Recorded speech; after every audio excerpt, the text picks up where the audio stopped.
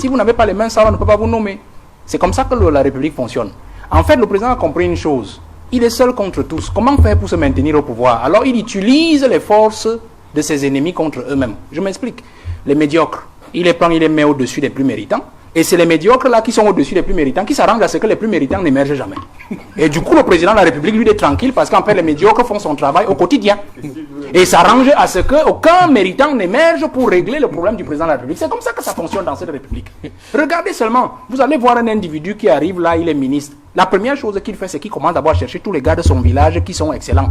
Il les jette loin de lui. Ensuite, il cherche dans le ministère encore qui a un diplôme le plus élevé ou qui a des excellents états de service. Il le met hors de l'affaire. Il part donc chercher ses amis et il les amène près de lui. C'est comme ça que ça marche. Oui. Je vous prends un simple cas. Vous allez voir par exemple que si vous prenez au ministère des Finances, vous avez par exemple vu, si vous prenez un ministre qui arrive aux finances, laissons les finances, l'économie, les poches comme la direction des investissements, vous savez où il part le chercher, non? On part le chercher quelque part dans un petit village, un petit enseignant là. On sait qu'il ne connaît rien de l'affaire. Il n'est rien du tout. On le place là. On sait que quand on lui demandera de décaisser, il va décaisser. Et c'est comme ça que ça marche. Et on lui rappelle en fait que vous n'êtes qu'un petit enseignant de philosophie.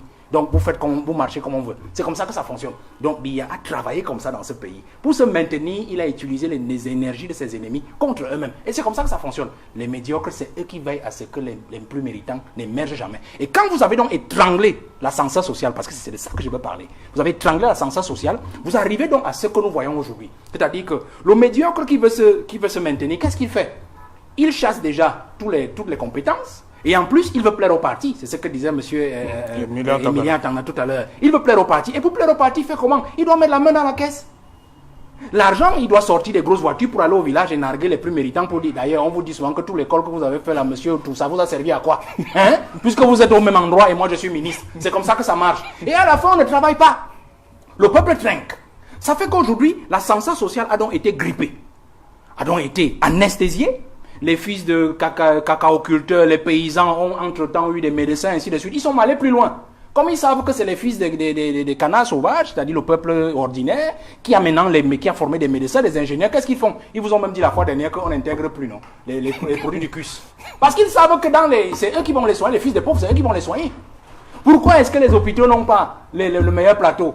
Parce qu'en fait, il ne faut pas que les populations soient en santé. C'est comme ça que ça marche. D'ailleurs, une anecdote dit que Mobutu, notre chef de l'État, dit, mais grand frère, comment on fait pour se maintenir longtemps? On pourrait dire, il faut affamer ton peuple. On a coupé les salaires de tous les fonctionnaires au moins 3 fois, entre 1990 et 2000. Hein? On a coupé tout au moins 3 fois. Ça fait que, finalement, quand vous dites un mec comme nos amis d'en face, là, mon ami Menge, oui, il dit le 26 septembre 2020, allons gréver, mais le gars, il dit, ouais, mon ami, je ne vais pas gréver comment? Puisque mon argent ne suffit même pas pour 15 jours de travail dans le mois. Alors, qu'est-ce que je fais? Les 15 jours, je dois les compléter en allant au travail pour tendre la main à un usager. Vous comprenez? Pour tordre le cou à un usager. Donc, du coup, quand M. Menge vous dit allons gréver, tu dis non, mon frère, c'est un manque à gagner pour mes enfants parce que c'est l'argent de la corruption qui me permet de ramener le pain à la maison. Oui. C'est comme ça que Biya a fait son système.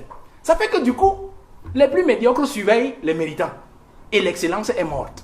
Du coup, le peuple trinque. Il n'y a pas d'école, il n'y a pas de route, il n'y a pas de ceci. Regardez, vous avez vu par exemple le ministre Garga, en son temps, ministre de la fonction publique, dans les années 90, à 89, il dit on vole, on met les mains dans la caisse, le président dit où sont les preuves. Et voilà. Pourtant, le président savait bien qui vole. En fait, il était en train d'accumuler les dossiers des uns des autres pour pouvoir faire sortir. Je reviendrai après. Merci, on va revenir après le journal, madame, monsieur. Dans un instant, le 20h, et puis juste après, et qu'il en soit deuxième partie, le temps du débrief. Rendez-vous à Douala.